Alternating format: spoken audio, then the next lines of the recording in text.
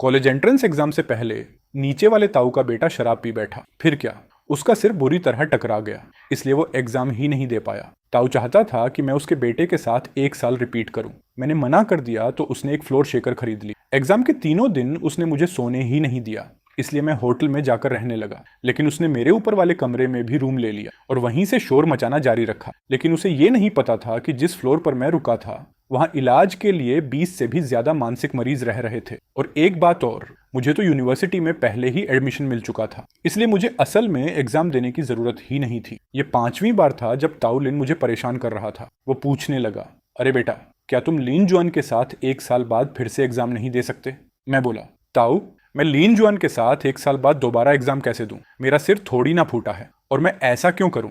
वो बोला, तुम दोनों इतने करीब हो, पड़ोसी भी हो, अगर तुम 1 साल उसके साथ रुक जाओ तो क्या बुरा है? तुम्हें तो जरा भी एहसान मानना नहीं आता। करीब? वो कमीना लिन जुआन तो हमेशा मुझे अपनी ढाल बनाता था, हमेशा मेरा होमवर्क कॉपी करता था और अक्सर मेरी जेब के सिक्के भी चुरा लेता था। इसी वजह से मैं जानबूझकर एग्जाम में उससे कम नंबर लाता था, क्योंकि जैसे ही मेरे नंबर उससे ज्यादा आते वो रोज पढ़ाई के वक्त मुझे परेशान करता और मेरे किताबों के बीच तेल से भरी चिकनी एम्पानाडा ठूंस देता। इतना ही नहीं, उसने चुपके से मेरी शिकायत भी कर दी थी कि मैं एग्जाम में नकल करता हूँ। लेकिन बुरे लोगों का कर्म देर सवेर लौट कर आता ही है। एग्जाम से पहले जिस लड़की को वो पसंद करता था उसने उसे रिजेक्ट कर दिया। दुख में उसने आधी बोतल बियर पी ली, फिर जबरदस्ती बैकफ्लिप मारने चला गया। नतीजा, उसका सिर जमीन पर जा लगा और वो बिस्तर से उठने लायक भी नहीं बचा। अपनी गर्लफ्रेंड का हाथ तक नहीं पकड़ पाया था। उससे पहले ही दोनों का ब्रेकअप हो गया। अब उसके पास एग्जाम देने की भी कोई उम्मीद नहीं बची। आखिर में उसका बाप ताउलिन मेरे पास आया और जबरदस्ती कहने लगा कि मैं उसके बेटे के साथ 1 साल रिपीट करूं। मैंने गुस्से में कहा, ताऊ, अगर आपने मेरी पढ़ाई में फिर दखल दिया तो मैं सच में पुलिस बुला दूंगा। ये कहकर मैंने जोर से दरवाजा बंद कर दिया। बाहर से ताऊ ने हमारे दरवाजे को जोर जोर से पीटना शुरू कर दिया। अच्छा, तुम्हारे अंदर जरा भी दिल नहीं है? बाद में जब मैं बदला लूं तब मुझे दोष मत देना। उस रात मैं सोने ही वाला था कि अचानक लगा जैसे भूकंप आ गया हो। मैं बाहर भागने ही वाला था, लेकिन फिर मुझे कुछ अजीब लगा। इतनी रेगुलर अर्थक्वेक कैसे आ सकती है? ये तो फ्लोर शेकर था। ये बूढ़ा सच में बहुत घटिया इंसान था। कल एग्जाम था और आज रात वो जानबूझकर इतना शोर मचा रहा था। लगता है इसे अपने बुरे कर्मा की तलाश है। ठीक है, अगर यही खेल खेलना चाहता है तो मैं भी खेलता हूँ। वैसे भी मुझे यूनिवर्सिटी में पहले ही एडमिशन मिल चुका था। मैं तो बस इसलिए एग्जाम देना चाहता था ताकि बाद में कोई पछतावा ना रहे। मैंने तुरंत अपना सामान पैक किया और सामने वाली मशहूर होटल में चला गया जो मेरी मौसी की थी। लेकिन अगली सुबह घर के सीसीटीवी का अलार्म बज उठा। मैंने देखा कि ताऊ लिन हाथ में लोहे की रॉड लेकर आया था और उसने हमारे घर का दरवाजा तुड़वा दिया। एग्जाम देने जा रहा है ना? जा, अब दे एग्जाम। उसे और चिढ़ाने के लिए मैंने सीसीटीवी का माइक ऑन कर दिया। ताऊ, मैं एग्जाम देने जा रहा हूँ, बाय बाय। मेरी बात सुनकर वो गुस्से से आग बबूला हो गया और दरवाजे को पागलों की तरह पीटने लगा। लेकिन उससे क्या होना था, तब तक मैं सही समय पर स्कूल पहुंच चुका था। मैं काफी देर से एग्जाम सेंटर के बाहर था कि तभी अचानक ताउलिन वहां आ गया। जो ईरान, तुम्हारे घर में आग लग गई है। उसने मेरा हाथ पकड़ लिया और जबरदस्ती मुझे वहां से खींचने लगा। मैंने पूरी ताकत से अपना हाथ छुड़ाया। ताऊ, मैं सिर्फ इसलिए अपनी पढ़ाई नहीं छोड़ सकता कि मैं काम करके आपके बेटे की शादी के लिए पैसे जोड़ूं। मुझे एग्जाम देना है, मुझे कॉलेज जाना है। मेरी ये बात सुनते ही आसपास खड़े ढेर सारे माता पिता हमारी तरफ देखने लगे। सब आपस में फुसफुसाने लगे। ताऊ गुस्से से बोला, ये कैसी बकवास कर रहा है? मैंने तो सिर्फ इतना कहा कि तुम्हारे घर में आग लगी है, जल्दी मेरे साथ वापस चलो। मैंने शांत होकर कहा, चाचा, अब मेरा कोई घर नहीं है। पिछले आधे महीने मुझे खाना खिलाने के लिए धन्यवाद, लेकिन मैं अब कभी भी आपके घर वापस नहीं जाऊंगा। आसपास खड़े कई माता पिता अब खुद को रोक नहीं पाए। उन्होंने हम दोनों को घेर लिया। बच्चा एग्जाम देकर अपनी जिंदगी बदलना चाहता है, तुम्हें उसे रोकने का क्या हक है? सिर्फ आधा महीना रखा और अब उसे अपनी कमाई का जरिया बनाना चाहता है। जोंक से भी बदतर हो तुम। कुछ वॉलंटियर्स भी आ गए और उन्होंने बूढ़े लिन से कहा कि वो हंगामा करना बंद करे। ताऊ चिल्लाया, इस लड़के ने मुझे धक्का दिया, मुझे दिल की बीमारी है, जल्दी पुलिस बुलाओ, इसे भागने मत देना। लेकिन पुलिस बुलाने की जरूरत ही नहीं पड़ी। कुछ ही सेकंड में पुलिस खुद वहां पहुंच गई। कांपते हुए ताऊ लिन ने मेरी तरफ उंगली उठाई, इसे गिरफ्तार करो, इसे जेल में डाल दो। लेकिन आसपास मौजूद सभी माता पिता ने साफ साफ देखा था कि असलियत क्या थी। उन्होंने तुरंत मेरे पक्ष में गवाही दी। उसके बाद पुलिस ताऊ को सहारा देकर एम्बुलेंस में बैठाने लगी। वो चिल्लाता रहा, मुझे अस्पताल नहीं जाना, अगर मैं जाऊंगा तो ये लड़का भी मेरे साथ जाएगा। लेकिन किसी ने उसकी बात पर ध्यान नहीं दिया। उल्टा वहां मौजूद सभी लोगों ने मुझे शांत कराया। उन्होंने कहा, उसकी बातों पर ध्यान मत दो, बस अपने एग्जाम पर फोकस करो। हालांकि मुझे अपने झूठ बोलने पर थोड़ा अपराध बोध हुआ, लेकिन उन लोगों की मदद देखकर मैं सच में बहुत टच्ड हो गया। एग्जाम का पहला दिन बहुत अच्छे से बीता। मैंने सारे सवाल अच्छे से कर लिए, लेकिन जब मैं वापस होटल पहुंचा तो देखा कि बूढ़ा अभी अभी पुलिस स्टेशन से बाहर निकला था। वो मुझे घूर कर बोला, वाह तेरी तो मौज है, होटल में भी ठहर रहा है, तू सच में मुझे बहुत परेशान कर रहा है, अब तैयार हो जा। मैंने मन ही मन सोचा, अब ये मुझे किस चीज के लिए तैयार रहने को कह रहा है। उस रात जब मैं रिव्यू कर रहा था तभी अचानक किसी ने दरवाजा खटखटाया। मैंने पीप होल से झांक कर देखा। एक आदमी टोपी पहने हुए था और जेनिटर की यूनिफॉर्म में खड़ा था। वो बोला, सिर्फ पाइप ठीक करना है, नीचे गंदा पानी ओवरफ्लो हो रहा है। जैसे ही मैंने दरवाजा खोला, मास्क पहने उस जेनिटर ने मुझे देखा तो उसकी आंखें बड़ी हो गईं। फिर वो बिना कुछ बोले तुरंत मुड़ा और वहां से चला गया। बड़ा अजीब था, है ना? फिर जब मैं सोने ही वाला था तभी ऊपर से जोर जोर की धमाकों की आवाज आने लगी। तभी मुझे एहसास हुआ कि वो जेनिटर इतना जाना पहचाना क्यों लग रहा था। असल में वो बूढ़ा लिन ही था। मैंने तुरंत अपनी मौसी को फोन किया। जैसे ही उसने सुना वो बहुत गुस्सा हो गई। ये हरामखोर बूढ़ा आया कहां से? मैं सिर्फ एक दिन के लिए बिजनेस ट्रिप पर गई थी और ये आकर हंगामा करने लगा। तू चिंता मत कर, मैं अभी अपने स्टाफ से पुलिस बुलवाती हूँ। फिर वो अचानक बोली, रुको, तुम्हारे फ्लोर पर शायद 3rd हॉस्पिटल के रिहैब वाले मरीज चेक इन किए हुए हैं। मैंने पूछा, उन्हें किस बीमारी का रिहैब चल रहा है? क्या वो मानसिक मरीज हैं? वो बोली, और क्या, 3rd हॉस्पिटल में और किस चीज का इलाज होता है? उनके साथ सोशल वर्कर भी रहता है जो उनकी देखभाल करता है। उन लोगों के पास रहने की जगह नहीं थी, इसलिए मैंने उन्हें होटल में चेक इन करने दिया। रुको, मुझे अभी पुलिस को फोन करना होगा, कहीं कुछ गड़बड़ हो गई तो मेरा बिजनेस ही डूब जाएगा। फोन रखने के बाद मुझे बाहर की धमकें और भी साफ सुनाई देने लगी। कोई दीवार थपथपा रहा था। वो लोग अपनी माँ को बुला रहे थे। माँ, हम आ गए हैं, खाना खाने घर चलो। उनकी बातें पूरी भी नहीं हुई थीं कि सीढ़ियों से उनके नीचे उतरने की आवाज आने लगी। मैंने तुरंत कपड़े बदले और चुपचाप उनके पीछे चल पड़ा। अभी पीक सीजन नहीं था, इसलिए होटल में बहुत कम मेहमान चेक इन थे। जो एग्जाम देने आए थे उनका सेंटर भी पास के स्कूलों में था। पूरे फ्लोर पर बूढ़ा लिन अकेला ही ठहरा हुआ था। मैं सीढ़ियों के पास से झांकने लगा। कुछ लोग पजामा पहने हर कमरे का दरवाजा खटखटा रहे थे, जब तक कि वो बूढ़े लिन के कमरे तक नहीं पहुंच गए। बूढ़ा गुस्से में चिल्लाया, क्या खटखटा रहे हो? तुम लोग सोते नहीं क्या? जैसे ही उसने दरवाजा खोला, कई लंबे चौड़े आदमी तुरंत उसके सामने खड़े हो गए। वो लोग चिल्लाने लगे, माँ, हम खाना खाने आ गए, मुझे सुअर की आंतों वाला अडोबो चाहिए। माँ, मुझे भी चाहिए। बूढ़ा लिन लगातार चीखता रहा और मदद के लिए गुहार लगाता रहा, लेकिन मैं उसे बचाने वाला बिल्कुल नहीं था। नहीं, मैं तो पूरा वीडियो रिकॉर्ड कर रहा था। थोड़ी देर बाद ऊपर से मैनेजर भी नीचे आ गया। वो चिंता के मारे पसीने पसीने हो रहा था। बहुत मुश्किल से उसने उन मरीजों को बूढ़े लिन से दूर किया। बूढ़ा लिन फर्श पर पड़ा था और उसे सांस लेने में भी दिक्कत हो रही थी। तभी मैनेजर की नजर फ्लोर वाइब्रेटर पर पड़ी। वो गुस्से से बोला, ओए बूढ़े, पागल हो गया है क्या? होटल में ये फ्लोर वाइब्रेटर क्यों चलाया? मेरे मरीज फर्श की हल्की सी कंपन से भी बहुत सेंसिटिव हैं। वो लगभग ठीक हो चुके थे, लेकिन तेरी वजह से सब बर्बाद हो गया। तैयार हो जा, मैं तुझ पर केस करूंगा। बूढ़ा लिन बोला, अगर मैं ये मशीन चलाना चाहूं तो ये मेरा हक है। मैंने इस होटल में रहने के पैसे दिए हैं, मैं जो चाहूंगा वही करूंगा, चाहे अपना कमरा जला दूं। तुझे क्या? जैसे ही मरीजों ने सुना कि उनकी माँ बारबेक्यू बनाने वाली है, वो सब जोर जोर से चिल्लाने लगे, मुझे भी चाहिए। और फिर वो सब एक बार फिर बूढ़े लिन की तरफ दौड़ पड़े। काफी देर तक हंगामा चलता रहा। आखिरकार पुलिस की गाड़ियां आ गईं। जब उन्हें पूरी कहानी पता चली तो उन्होंने तुरंत बूढ़े लिन को गिरफ्तार कर लिया। वो जोर से चिल्लाया, मुझे क्यों पकड़ रहे हो? मैंने कोई कानून नहीं तोड़ा, उसे पकड़ो। उस औरत ने होटल में बेयर रख लिया है, उस आदमी की जांच करो।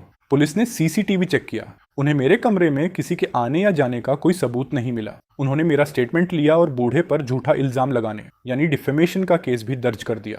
उन्होंने मुझसे पूछा कि क्या मैं उस पर केस करना चाहता हूं। मैंने सिर हिला दिया और कहा कि कल मेरा कॉलेज एंट्रेंस एग्जाम है। कुछ पुलिस वालों ने मुझे गुड लक कहा। उसके बाद मैं आराम से सुबह तक गहरी नींद सो गया। लगता था बूढ़ा अभी तक बाहर नहीं आया था, इसलिए चारों तरफ बिल्कुल शांति थी। सुबह का एग्जाम खत्म होने के बाद मैं अपनी पसंदीदा करिंडरिया में खाना खाने चला गया। खाना खाते खाते अचानक मेरे पेट में तेज मरोड़ उठी। मैंने ऊपर देखा तो खाना परोसने वाले ने फेस मास्क पहन रखा था, लेकिन उसकी खतरनाक नजर मुझे बहुत ही जानी पहचानी लगी। मैंने तुरंत बचा हुआ खाना सबूत के तौर पर अलग रख दिया। फिर पूरा दोपहर में टॉयलेट की सीट पर ही बैठा रहा। उसके बाद मैंने सभी हॉटलाइन पर फोन करके उनकी शिकायत कर दी। दोपहर वाले एग्जाम के समय तक मुझे बहुत तेज चक्कर आ रहे थे। मेरी आंखों के सामने सब धुंधला हो रहा था। मैं बस डेस्क पर सिर रखे पड़ा था और हिलने की भी ताकत नहीं बची थी। कैंटीन की इंस्पेक्शन करने वाले अधिकारियों ने मेरे लिए तुरंत एम्बुलेंस बुला दी। चेकअप के बाद पक्का हो गया कि मुझे सच में फूड पॉइजनिंग हुई थी। मेरा स्टेटमेंट लेने वाला पुलिस वाला जाना पहचाना निकला, वही जिसने बूढ़े लिन को 2 बार गिरफ्तार किया था। मैंने उससे पूछा, क्या बूढ़े लिन ने ही मुझे जहर दिया था?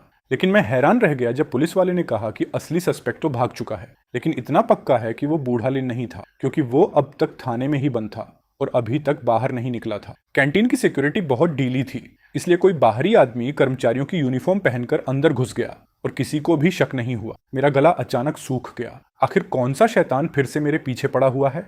मैं 2 दिन तक अस्पताल में एडमिट रहा, तब जाकर पूरी तरह ठीक हो पाया। तब तक कॉलेज एंट्रेंस एग्जाम भी खत्म हो चुका था। मैं बहुत थका हुआ और बिल्कुल बिना ताकत के घर लौटा। जैसे ही सीढ़ियां चढ़ा, सामने बूढ़ा लिन मिल गया। वो हंसते हुए बोला, हा हा हा, ओए जो, तू एग्जाम नहीं दे पाया ना, बड़ा अफसोस हुआ। मैंने उसकी तरफ देखा तक नहीं। मैंने जानबूझकर अपने कंधे झुका लिए और बोला, हाँ, पता नहीं किस हरामखोर ने मेरे खाने में जबरदस्त दस्त की दवा मिला दी। कितना घटिया इंसान था। लगता है उसका पूरा खानदान ही श्रापित है। ये सुनते ही बूढ़े लीन का चेहरा एकदम बदल गया। फिर उसने खुद को संभाल लिया और बोला, मैंने पहले ही कहा था ना, तुम लोगों की किस्मत खराब है। 1 साल रिपीट कर लोगे तो कौन सी बड़ी बात हो जाएगी। अच्छा ही है, मेरे बेटे के साथ रहेगा। मैं बोला, तुम्हारा आउन कोई लड़की थोड़ी है, कैसी साथ की बातें कर रहे हो। वो बोला, मुझे फर्क नहीं पड़ता तुम क्या सोचते हो। वैसे भी तुम्हारे ग्रेड्स हमेशा आउन से कम आते हैं। वो कॉलेज एग्जाम नहीं दे पाया तो तुम क्यों दोगे। दे भी दिया तो बस देश का पैसा बर्बाद करोगे। जब भी उसके बेटे के साथ कुछ बुरा होता, वो चाहता था कि कोई और भी उसी बदकिस्मती में उसके साथ डूबे,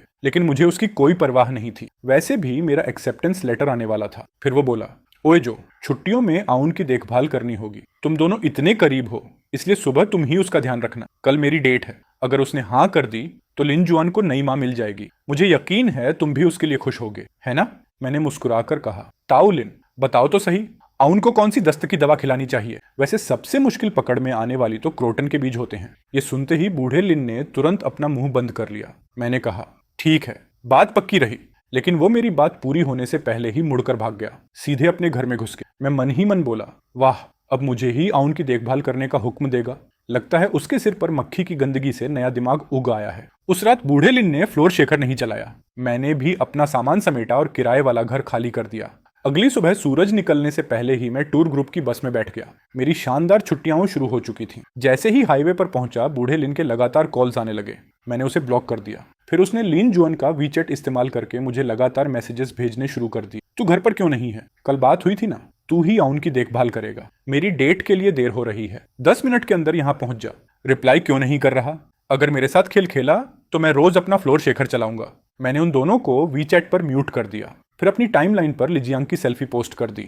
मैं अब लिजियांग पहुंच चुका था। थोड़ी ही देर में लिन जुआन ने कमेंट किया, लेकिन मुझे पूरा यकीन था कि वो बूढ़ा लिन ही था। हरामखोर लड़के, हिम्मत है तो वापस आ, मैं तुझे इतना परेशान करूंगा कि तू मर जाएगा। मुझे उसकी बिल्कुल भी परवाह नहीं थी। मैंने पूरे 5 दिन टूर ग्रुप के साथ जमकर मजे किए। हम स्नो माउंटेन गए और शांग्री-ला के पुराने शहर में भी घूमे। वापस आने के बाद मैं सीधे मौसी के होटल चला गया। उसने मुझे एक प्रेसिडेंशियल सूट दिया। उसने कहा कि फ्लोर शेखर वाली परेशानी की भरपाई के लिए ये मेरा गिफ्ट है। मैं इतना थक चुका था कि बिस्तर पर लेटते ही गहरी नींद में सो गया। अगली सुबह हल्की हल्की चीखने और बहस की आवाज से मेरी आंख खुली। मैंने पर्दा हटाया तो देखा कि होटल के ठीक सामने मेरा पुराना किराए का घर था। वहां बहुत बड़ा हंगामा हो रहा था। मुझे लगा बूढ़ा लिन भी लड़ाई में शामिल था। मैं मन ही मन बोला, अरे वाह, यहाँ तो बढ़िया चटपटी गॉसिप चल रही है। मैंने तुरंत कपड़े पहने और जल्दी से नीचे पहुंच गया। कोई चिल्ला रहा था, नाटक मत कर, वो जो कहाँ गया। दूसरा बोला, मैं किसी जो को नहीं जानता, मैं तो अभी अभी यहाँ रहने आया हूँ। पहला फिर चिल्लाया, ये हरामखोर फ्लोर वाइब्रेटर क्यों चला रखा है। मुझे बेवकूफ मत बना। इतने सालों से यहाँ जो नाम का लड़का रहता था, क्या तुझे लगता है किराए पर घर लेना इतना आसान है। दूसरा गुस्से में बोला, ओए लड़की, लगता है तुझे अपने शरीर का दर्द चाहिए। शराब पीकर लड़ाई ढूंढ रही है क्या। जब दोनों जोरदार लड़ रहे थे, मैं भीड़ के पीछे छिप गया। मैंने अपनी आवाज बदलकर जोर से चिल्लाया, जिसने ये फ्लोर वाइब्रेटर चलाया है, उसे जरा भी शर्म नहीं है क्या। खुद नहीं सोना चाहता तो पूरे बिल्डिंग को भी सोने नहीं देगा। मेरी बात सुनते ही सारे पड़ोसी एकजुट होकर गुस्से में भर गए। हाँ, सही कहा। मैं भी सोच रहा था कि सुबह सुबह मेरा बिस्तर क्यों कांप रहा था। तो ये सब तेरी करतूत थी। मेरे बच्चे कई बार डरकर नींद से उठ गए थे तेरी वजह से। एक पड़ोसी बोला, बस पूछ रहा हूँ, अगर कोई जानबूझकर फ्लोर वाइब्रेटर से दूसरों को परेशान करे तो क्या उसके पूरे परिवार को बहुत बुरा कर्म नहीं लगेगा। पूरा मोहल्ला मिलकर बूढ़े लिन को गालियां देने लगा। गुस्से से उसका चेहरा पूरा लाल हो गया, लेकिन उसके मुंह से एक शब्द भी नहीं निकला। तभी मकान मालिक सोंग शोंग भी आ गया। जिस ताकतवर आदमी ने नया घर किराए पर लिया था, उसने तुरंत किराया और डिपॉजिट वापस मांग लिया। जब मकान मालिक ने पूछा कि हुआ क्या है, तो पूरी बात सुनकर वो आग बबूला हो गया। वो चिल्लाया, अरे तेरी इतनी हिम्मत कि मेरे घर में ऐसी हरकत करे। तैयार हो जा बूढ़े लिन। उस रात वो आदमी वहां से घर छोड़कर चला गया। मकान मालिक ने एक बहुत ही जबरदस्त स्पीकर खरीद लिया, उसे अपने घर के फर्श की तरफ रख दिया और पूरी रात बार बार मरे हुए लोगों की प्रार्थना वाली आवाजें चलाता रहा। आधी रात तक बूढ़े लिन की आंखों के नीचे बड़े बड़े आई बैग्स आ गए थे, जबकि वो ऊपर वाले दरवाजे को लगातार पीट रहा था। लेकिन मकान मालिक के पास बहुत सारे घर थे, इसलिए उसे कोई फर्क नहीं पड़ता था क्योंकि वो खुद वहां नहीं रहता था। बूढ़ा लिन काफी देर तक दरवाजा पीटता रहा लेकिन ऊपर कोई था ही नहीं। आखिरकार वो और उसका बेटा पूरी रात मजबूर होकर तेज आवाज में चल रही मृतकों की प्रार्थनाएं सुनते रहे। मेरी चैट पर भी मकान मालिक से बात हुई। उसने बताया कि बूढ़ा लिन उसके सामने हाथ जोड़कर माफी मांग चुका है। उसने वादा किया कि अब वो कभी भी फ्लोर वाइब्रेटर इस्तेमाल नहीं करेगा। मकान मालिक बोला कि उस मशीन की वजह से सिर्फ वही नहीं बल्कि उसका पूरा परिवार भी बहुत परेशान हो गया। उसने कहा कि कल रात वो एक कटोरी खाना भी पूरा नहीं खा पाया। उसका बेटा चलते चलते कई बार गिर पड़ा और जब उसकी पत्नी बच्चे को चुप करा रही थी तो बच्चे ने उसी से झगड़ा शुरू कर दिया। उसने ये भी कहा कि इतने पैसे, इतने घर, ऊपर से हैंडसम और लंबा होने के अलावा अब मेरे किसी काम की कोई कीमत ही नहीं रही। मकान मालिक इतना परेशान हो गया कि वो सड़क किनारे बैठे एक ज्योतिषी के पास चला गया। ज्योतिषी ने कहा कि जिस घर को उसने किराए पर दिया है वो अशुभ हो चुका है। उस अशुभ असर को खत्म करने के लिए पूरे 1 महीने तक लगातार मृतकों की प्रार्थना चलानी पड़ेगी। ये सुनते ही बूढ़ा लिन लगभग घुटनों पर बैठ गया। उसने कहा कि उसने बहुत बुरे काम किए हैं और वो हर नुकसान की भरपाई करने को तैयार है। मकान मालिक ने तुरंत उसके सामने एक एग्रीमेंट रख दी। सिर्फ 5 मिनट बाद ही उसके हाथ में 20,000 आ गए। मैंने फोन पर मकान मालिक को उसकी जीत की बधाई दी। उसने समाज का भी भला किया क्योंकि उसने बिना लगाम वाले एक कुत्ते को अच्छा सबक सिखा दिया। उसके बाद बूढ़ा लिन कुछ दिन शांत रहा लेकिन एक दिन अचानक उसने मुझे मैसेज भेजा, जो ईरान, सुना है तुम भी इस साल पढ़ाई रिपीट करोगे। अच्छा, तो अब हमारी किस्मत एक जैसी हो गई है, बाहर मिलते हैं। मैंने सिर्फ बीच पर खींची हुई अपनी एक सेल्फी भेज दी। मैं उस समय हैनान में था। वो फिर बोला, जब वैसे भी पढ़ाई रिपीट करनी है तो घर पर बैठकर पढ़ाई क्यों नहीं करता? तुझे डर नहीं लगता कि इस बार भी एग्जाम में फेल हो जाएगा? मैंने रात तक इंतजार किया और उसे कोई रिप्लाई नहीं दिया। मेरे जवाब न देने से वो इतना चिढ़ गया कि बार बार मुझे चैट करने लगा। मेरी किस्मत पहले ही इतनी खराब है और तुझे अब भी मौज मस्ती सूझ रही है। अगर हम दोनों को ही पढ़ाई रिपीट करनी है तो सिर्फ मैं ही क्यों? मुझे बाहर निकलने तक नहीं दिया जाता। ऊपर से मेरा बाप रोज मुझे गालियां देता है। कल सुबह तुरंत वापस आ जा। मेरे पापा ने कहा है कि तुझे मेरे साथ दोबारा पढ़ाई करनी होगी। मैंने हमारी बोनफायर पार्टी की एक सेल्फी पोस्ट कर दी। थोड़ी ही देर में लिनजुआन ने कमेंट किया, मैं तुझे मार डालूंगा। मैं बस मुस्कुरा दिया। पिछले कुछ दिनों में मैंने बूढ़े के बारे में भी काफी पूछताछ की।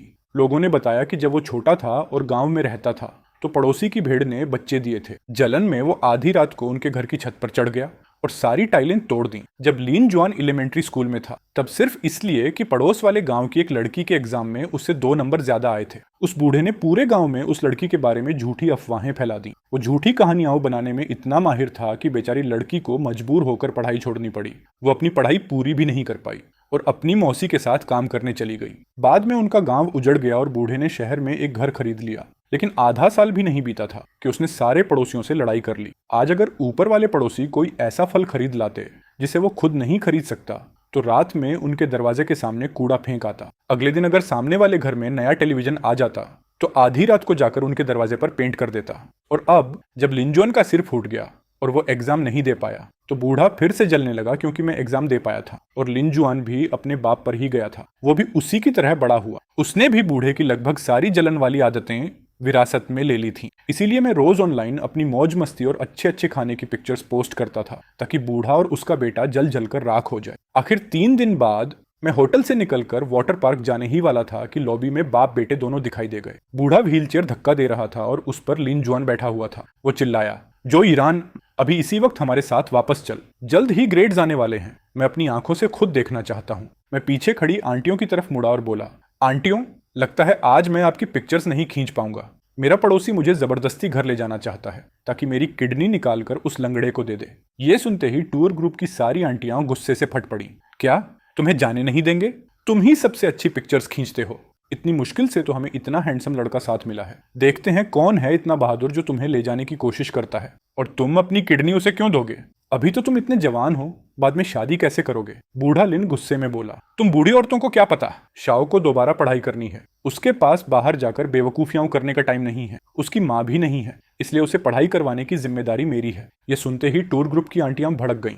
क्या मतलब? तुम कह रहे हो कि शाओ के साथ रहने वाली हम सब बेवकूफ हैं? किसे बेवकूफ बोल रहा है? हाँ, 20 से भी ज्यादा हाथ, जिनमें ज्यादातर के लंबे लंबे नाखून थे, एक साथ बाप बेटे पर टूट पड़े। जब तक गार्ड्स ने आकर उन्हें बचाया तब तक उनके कपड़े पूरी तरह फट चुके थे और चिथड़ों जैसे लग रहे थे। उनके चेहरे भी नाखूनों के घावों से भरे हुए थे और हर तरफ से खून बह रहा था। उधर आंटियां जमीन पर बैठकर रोने का नाटक करने लगी। वो कह रही थीं कि बाप बेटे ने उन पर बुरी नजर डाली। सिर्फ बातों से बेइज्जती ही नहीं की बल्कि उन्हें हाथ भी लगाया। आखिर में बाप बेटे के पास शर्मिंदा होकर टैक्सी में बैठकर जाने के अलावा कोई रास्ता नहीं बचा। उसके बाद मैं आराम से छुट्टियां मनाता रहा और ग्रेड्स आने से एक दिन पहले ही वापस लौटा, या यूं कहूं कि मैं वापस उस प्रेसिडेंशियल सूट में आया जो मेरी मौसी ने मेरे लिए बुक कराया था। जिस दिन ग्रेड्स आने थे मैं अकेला ही गया। मुझे पहले से पता था कि एग्जाम में 1.5 दिन एब्सेंट रहने की वजह से मेरे ग्रेड्स बहुत खराब आने वाले हैं और वो दिखाने लायक भी नहीं होंगे। मम्मी पापा ने मुझे फोन करके कंफर्ट किया। मैंने उनसे कहा, हाँ थोड़ा अफसोस तो है, लेकिन मुझे पहले ही अर्ली एडमिशन लेटर मिल चुका है और मैंने स्कूल को यह भी समझा दिया है कि मेरे ग्रेड्स कम क्यों आए। मेरे पास सबूत के तौर पर पुलिस रिपोर्ट भी थी। उसके बाद मैंने अपने ग्रेड्स का स्क्रीनशॉट लिया और तुरंत ऑनलाइन पोस्ट कर दिया। मेरे दोस्तों ने मुझे सिर्फ कंफर्ट किया, लेकिन हमेशा की तरह लिन जॉन कमेंट करने से पीछे नहीं रहा। उसने लिखा, कोई बात नहीं, अपने भाई का साथ दे देना, 1 साल बाद फिर साथ में एग्जाम देंगे। लेकिन मैं भी कहाँ हार मानने वाला था। मैंने तुरंत एक और पोस्ट डाल दी। इस बार मैंने अपना early admission acceptance letter post कर दिया। बस फिर क्या था, मेरी पोस्ट पर रिएक्शंस की बाढ़ आ गई। शिट, सस्पेंस बनाने में तू बहुत उस्ताद है, तुझे लोगों की इमोशन से खेलना अच्छे से आता है। Congrats congrats. मुझे तो लगा था हमारा टॉप स्टूडेंट जो फेल हो जाएगा, सोचा नहीं था कि तू ऐसा खेल खेलेगा। लिन जॉन लगातार मुझे कॉल करता रहा, मैंने एक भी कॉल नहीं उठाई। फिर उसने वी चैट पर लगातार मैसेजेस भेजने शुरू कर दिए। जो ईरान, क्या तू मुझे बेवकूफ बना रहा है? तेरे ग्रेड्स तो हमेशा मुझसे कम आते थे, फिर तेरा कॉलेज में एडमिशन कैसे हो गया? क्या तूने रिश्वत दी या पीछे के रास्ते से घुसा? मैं तेरी शिकायत करूंगा। बेहतर होगा कि मेरा कॉल उठा ले, नहीं तो तुझे इसका अंजाम भुगतना पड़ेगा। मुझे इस कुत्ते के भौंकने से कोई फर्क नहीं पड़ता था। एक्सेप्टेंस लेटर मिलते ही मैं फिर एक टूर ग्रुप के साथ छुट्टियों पर निकल गया। मैं इस समर वेकेशन का पूरा मजा लेना चाहता था, जहां कोई असाइनमेंट नहीं था। मैं पूरे देश की खूबसूरत जगहें घूमने वाला था। पूरे सफर में बस खेलना, पिक्चर्स लेना और घूमना। पूरा ट्रिप बहुत मजेदार और एंजॉयबल था। मुझे पता था कि बूढ़े लिन और उसके बेटे के पास न पैसे हैं और न ही घूमने का मन। वो कहीं ट्रैवल नहीं कर सकते थे, इसलिए मैं जानबूझकर दिन में कई बार पोस्ट्स डालता था ताकि बाप बेटे की जलन और बढ़े। और हाँ, वो सच में बहुत खुश हुए, इतने खुश कि दोनों मिलकर एक ही अकाउंट से मुझे 6 सेकंड के वॉइस मैसेजेस भेजते रहे। उन्हें सिर्फ एक बात जाननी थी, मैं किस स्कूल में एडमिशन लेकर गया हूँ। मैं उन्हें क्यों बताता? जब भी मैंने पिक्चर्स पोस्ट की, मैंने जानबूझकर सारे जरूरी डिटेल्स छुपा दिए, क्योंकि अगर उन 2 पागल कुत्तों को मेरे स्कूल का पता चल जाता तो वो वहां भी हंगामा करने पहुंच जाते। लेकिन शायद मैंने उनकी सूंघने की ताकत और उनकी जलन को कम समझ लिया। उन्होंने उस डिलीवरी राइडर को ही ढूंढ निकाला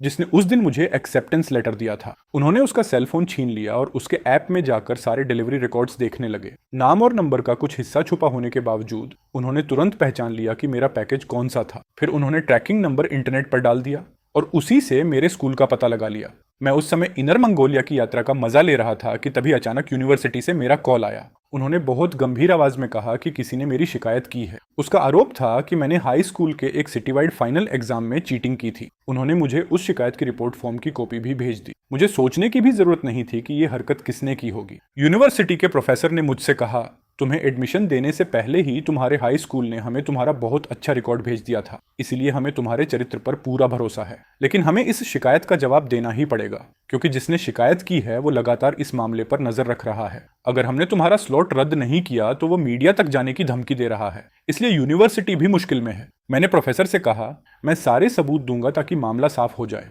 हमारे 2 पागल पड़ोसी मुझे किसी भी कीमत पर बर्बाद करना चाहते हैं। ठीक है, अब मैं उन्हें उन्हीं की दवा छकाऊंगा। इसके बाद मैंने अपने एक कॉन्ट्रैक्टर दोस्त से बात की और उससे कहा कि वो बूढ़े लिन के ऊपर वाले फ्लैट को किराए पर ले ले।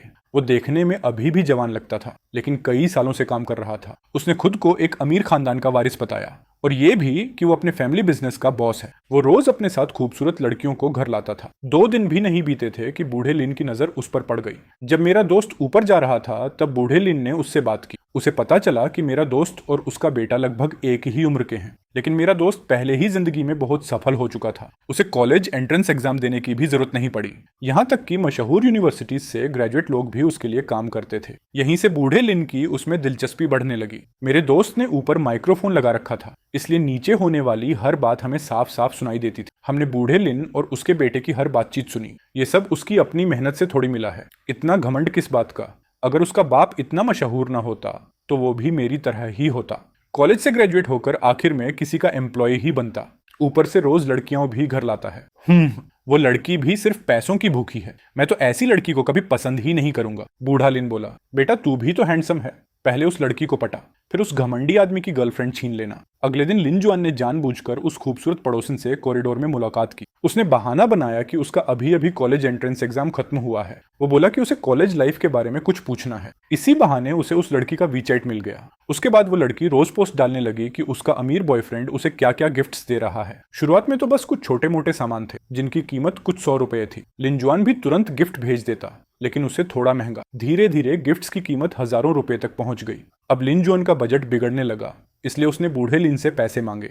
जब बूढ़े लिन ने देखा कि सिर्फ लड़की को पटाने में इतना खर्चा हो रहा है तो उसे बहुत गुस्सा आया। उसने सिर्फ एक बार लिन जुआन को पैसे दिए, उसके बाद दोबारा कभी नहीं दिए। फिर लड़की ने एक और पोस्ट डाली। इस बार कई हजार रुपए का मेकअप सेट था। अब तक लिन जुआन के सारे पैसे खत्म हो चुके थे। सबसे बुरी बात यह थी कि उसने हजारों रुपए खर्च कर दिए थे। चाहकर भी अब वो पीछे नहीं हट सकता था, क्योंकि उसके पास सच में पैसे नहीं बचे थे। फिर एक दिन बातों बातों में उस लड़की से गलती से निकल गया कि उसका अमीर बॉयफ्रेंड पहले से शादीशुदा है, और असल में वो पूरा का पूरा निकम्मा था। अगर उसकी पत्नी के परिवार का सहारा न होता तो उसके पास कुछ भी नहीं होता। ये सुनते ही लिन जुआन को लगा कि उसे बहुत बड़ा मौका मिल गया है। उसने बूढ़े लिन से कहा, बस किसी तरह इस लड़की को अपने प्यार में फंसा लेते हैं, फिर उस आदमी के अफेयर का पक्का सबूत मिल जाएगा। उसके बाद हम उससे खूब पैसे ऐंठेंगे, फिर वो कभी हमारे सामने घमंड नहीं करेगा। बूढ़े लिन को थोड़ा शक हुआ, इसलिए उसने कहा कि पहले वो इस बारे में सोच लेगा। फिर जब वो सब्जी खरीदने नीचे गया तो गलती से उस घमंडी आदमी से टकरा गया। वो आदमी गुस्से से बोला,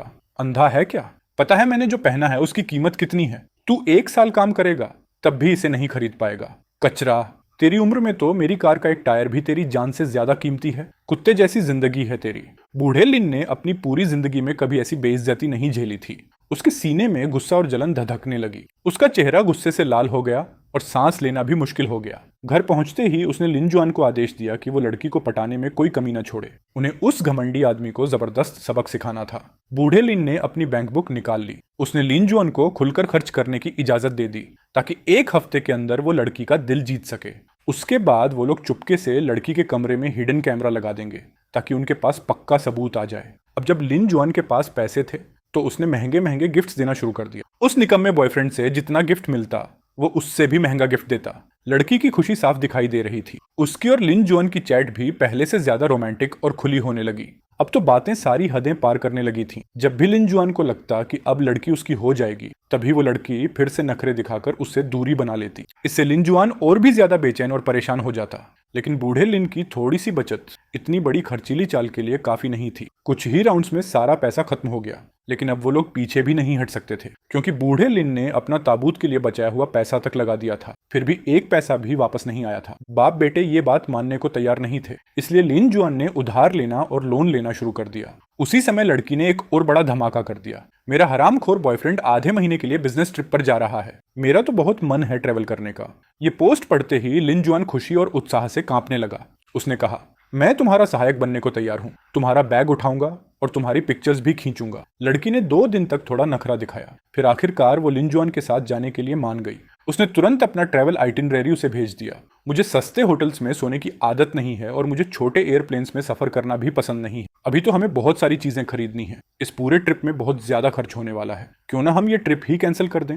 लेकिन लिन जुआन के लिए ये नामुमकिन था। उसने तुरंत 20,000 ट्रांसफर कर दिए और कहा कि आगे का सारा खर्च वहीं उठाएगा। उसने सारे लैंडिंग एप्स से लोन ले लिया था और अपना पूरा पैसा उस खूबसूरत लड़की पर लुटा दिया। 1 हफ्ते की छुट्टियां मनाकर जब दोनों वापस आए तो उनके रिश्ते और भी गहरे हो चुके थे। लेकिन लड़की का लेवल लिन जुआन से बहुत ऊंचा था। सोचो, उसने उससे नैपकिन तक खरीदवा लिए, लेकिन उसे अपनी उंगली तक छूने नहीं दी। घर लौटकर जब बूढ़े लिन को यह पता चला तो उसने लिन जुआन को जमकर गालियां दी। वो अभी भी गालियां दे ही रहा था कि तभी उस खूबसूरत लड़की का मैसेज आ गया। उसने लिखा कि उसके कमरे की लाइट खराब हो गई है, इसलिए वो चाहती है कि लिन जुआन ऊपर आकर उसे ठीक कर दे। ये पढ़ते ही लिन जुआन खुशी से झूम उठा।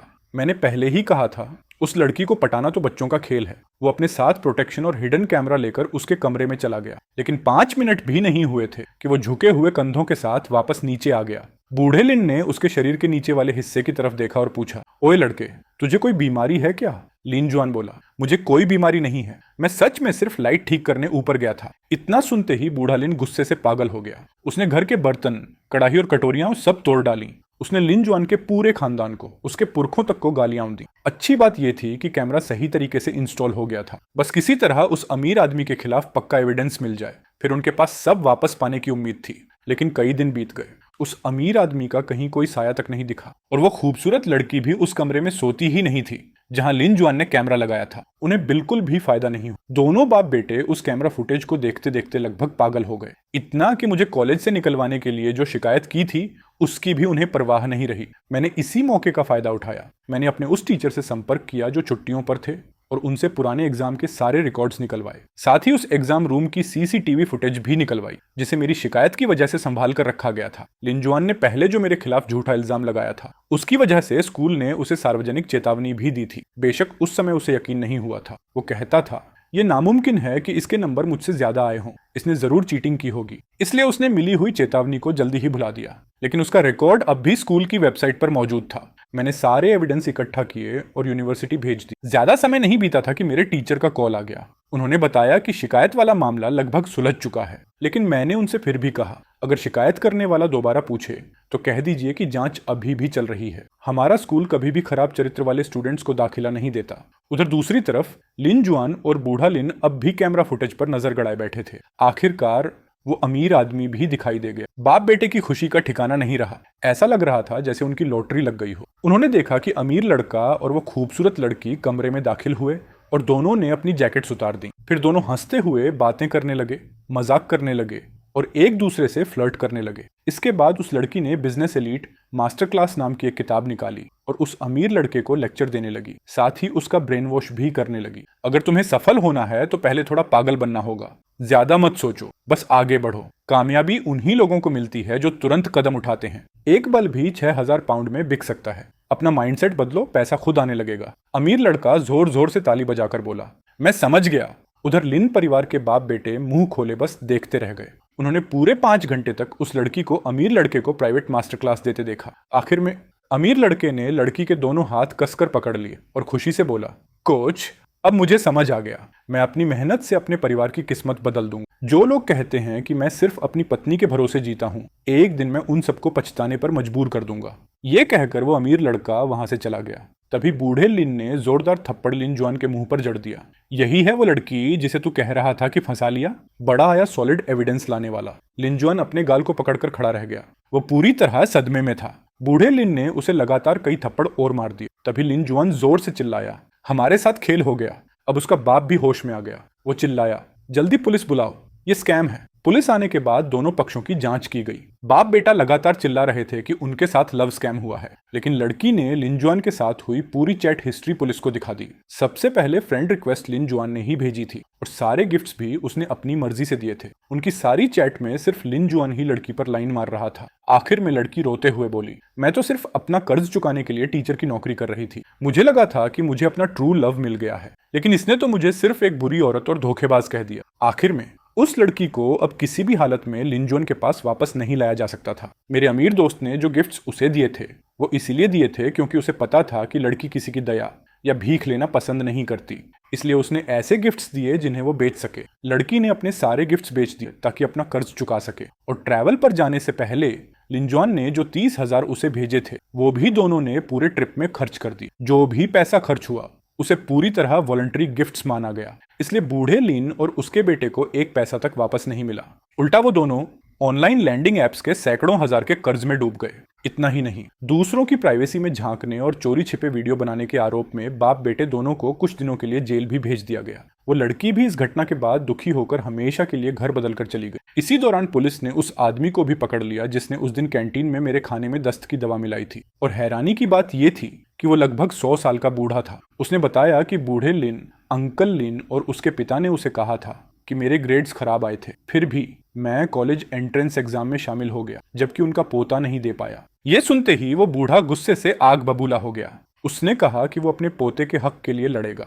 उसने मौका देखकर जब कैंटीन में कोई ध्यान नहीं दे रहा था, कर्मचारियों की यूनिफॉर्म पहन ली और मेरे खरीदे हुए खाने में दवा मिला दी। उसके बाद वो जल्दी से एक कोने में गया, यूनिफॉर्म उतार दी और एक आम जिज्ञासु बूढ़े का नाटक करने लगा। सबसे हैरानी की बात यह थी कि किसी को भी उस पर शक नहीं हुआ। पुलिस ने लंबी जांच की। कई सिक्योरिटी कैमरास की फुटेज देखने के बाद आखिरकार उसकी पहचान पक्की हो गई। अब पूरा परिवार जेल के अंदर सरकार का राशन खा रहा था, लेकिन उम्र बहुत ज्यादा होने की वजह से अंकल लिन के पिता को जल्दी रिहा कर दिया गया। जेल से निकलते ही वो हर किसी से मेरे बारे में पूछने लगा। आखिरकार वो मेरे पुराने किराए वाले अपार्टमेंट के नीचे बने गार्डन तक पहुंच गया। वहां उसने पड़ोसियों को बातें करते सुना। वो कह रहे थे कि 5वीं मंजिल वाला लड़का स्कॉलरशिप पर कॉलेज में दाखिला पा गया है। ये सुनते ही उसकी आंखें उलट गईं। वो वहीं गिर पड़ा।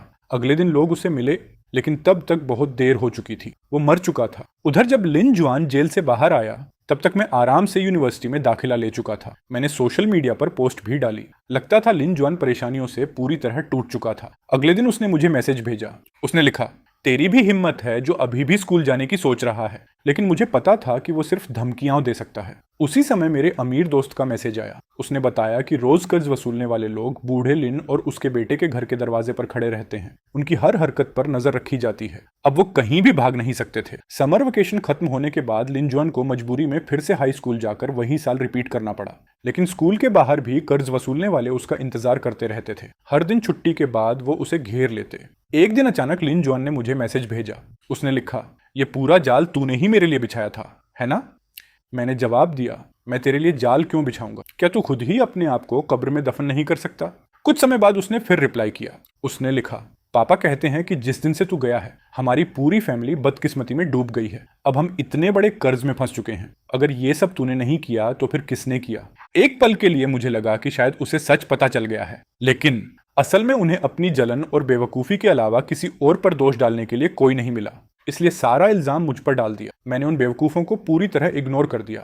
अगले दिन मेरे दोस्त का टेक्स्ट आया। उसने बताया कि रात के करीब 10 बजे बूढ़ा लिन और उसका बेटा घर से भाग गए। सुबह जब कर्ज वसूलने वाले आए तो घर में कोई नहीं था। किसी को नहीं पता था कि वो लोग कर्ज से बचने के लिए छिपे हैं या फिर कोई नई चाल चल रहे हैं। उसने मुझे सावधान रहने को कहा। मैं मन ही मन बोला, धत्त, मैं तो चाहता था कि वो सीधे मुझे ढूंढने आए ताकि इन दोनों जलनखोर जोंकों का एक ही बार में हिसाब खत्म हो जाए। और जैसा मैंने सोचा था, अगली सुबह कैंपस के बुलेटिन बोर्ड पर एक रिपोर्ट लेटर चिपका हुआ था। उसमें लिखा था कि मैंने कॉलेज एंट्रेंस एग्जाम में चीटिंग की थी। यह खबर तुरंत स्कूल फोरम के होम पेज पर फैल गई। मेरे टीचर्स और क्लासमेट्स मेरे पास आकर पूछने लगे कि आखिर मामला क्या है। मैं बस मुस्कुराया और बोला, मैंने पहले ही पुलिस को फोन कर दिया है। फिर लिन जुआन का मैसेज आया। क्या हुआ? बाहर आ, स्कूल के बाहर वाली फूड स्ट्रीट पर मिलते हैं। मैं बाप बेटे से मिलने चला गया। दोनों मुझे एक जैसी ताने मारती नजरों से देख रहे थे, जैसे कह रहे हों, क्या हुआ, अब हार मान ली ना? मैं आराम से बैठ गया। कुछ बारबेक्यू ऑन ऑर्डर किए और खाना शुरू कर दिया। मैंने जानबूझकर इंतजार किया कि दोनों गुस्से से पूरी तरह फटने वाले हो जाएं। तब जाकर मैंने कहा, लिन जुआन, अपने आसपास बैठे इन स्टूडेंट्स को देख। इनमें से ज्यादातर के ग्रेड्स शायद तुझसे भी कम होंगे, लेकिन फिर भी ये सब कॉलेज में आ गए। तुझे पता है कॉलेज लाइफ कितनी मजेदार होती है? तुझे पता है यहाँ की अपर क्लासमेन लड़कियां कितनी खूबसूरत हैं? टाउलिन, क्या आप जानते हैं कि इन स्टूडेंट्स के माता पिता कितने खुश हैं? भले ही उनके बच्चे आपके बेटे जितने होशियार नहीं हैं, फिर भी वो आराम से इस यूनिवर्सिटी में एडमिशन पा गए। अपने रिश्तेदारों के सामने वो हर दिन शान से डींगे मारते हैं और अब उन्हें घर पर रिव्यू कर रहे बच्चे की सेवा भी नहीं करनी पड़ती। हर दिन वो आराम से दोपहर तक चैन की नींद सोते हैं, खासकर वो सिंगल फादर्स जो हर दिन जुम्बा वाली अलग अलग आंटियों के साथ डेट पर जा सकते हैं। ये सुनते ही ताताए एलन की आंखें गुस्से से लाल हो गईं। मैंने अपना बारबेक्यू खत्म किया, हाथ झाड़े और वहां से चला गया। पीछे बाप बेटा दोनों लाल आंखों के साथ वहीं खड़े रह गए, जबकि वहां से गुजर रहे स्टूडेंट्स और उनके माता पिता उन्हें घूर रहे थे। अगले दिन लिन जुआन ने एक लड़की के साथ बदतमीजी करने की कोशिश की, लेकिन उसका प्लान फेल हो गया। कुछ कॉलेज स्टूडेंट्स ने उसे पकड़कर बुरी तरह पीट दिया। वो किसी तरह भागा, लेकिन भागते भागते एक बिजली के खंभे से जा टकराया और वहीं ऑन द स्पॉट बेहोश होकर गिर पड़ा। उसे अस्पताल ले जाया गया, लेकिन वो फिर कभी नहीं जागा। वो कोमा में चला गया और एक तरह से जिंदा लाश बनकर रह गया। ताताई लिन ने कैंपस के गेट पर बैनर लगाकर हंगामा किया। वो इंसाफ और मुआवजे की मांग कर रहा था, लेकिन पुलिस की पूछताछ के बाद पता चला कि लड़की के साथ बदतमीजी करने की योजना में वो खुद भी शामिल था। स्कूल के बाहर ताताई लिन जोर जोर से चिल्लाने लगा, हम इस स्कूल के स्टूडेंट्स को इतना परेशान करेंगे कि ये यहाँ आने से डरने लगेंगे। आखिर क्यों? मेरे बेटे से कम ग्रेड्स वाले ये बेवकूफ यहाँ पढ़ सकते हैं और मजे कर सकते हैं, लेकिन मेरा बेटा नहीं। मैंने पूरे 3 साल तक अपने बेटे की सेवा की जब वो रिव्यू कर रहा था, और अब मुझे फिर से उसकी सेवा करनी पड़ेगी, वो भी बेकार में। अगर हमारी जिंदगी बर्बाद है तो तुम में से कोई भी चैन से नहीं जी पाएगा। इतना कहकर ताताई लिन पीछे मुड़ा और तेजी से भागने लगा। पुलिस अभी उसे पकड़ने के लिए दौड़ भी नहीं पाई थी कि तभी एक गुजरते हुए डंप ट्रक ने उसे टक्कर मार दी और उसके ऊपर से निकल गया। उसकी चीख एक पल में हमेशा के लिए शांत हो गई। कर्मा ने आखिर अपना काम कर दिया। असल में उन्होंने तो बहुत पहले ही अपनी कब्र खुद खोद ली थी और उसके बाद मेरी जिंदगी फिर से पूरी तरह शांत हो गई।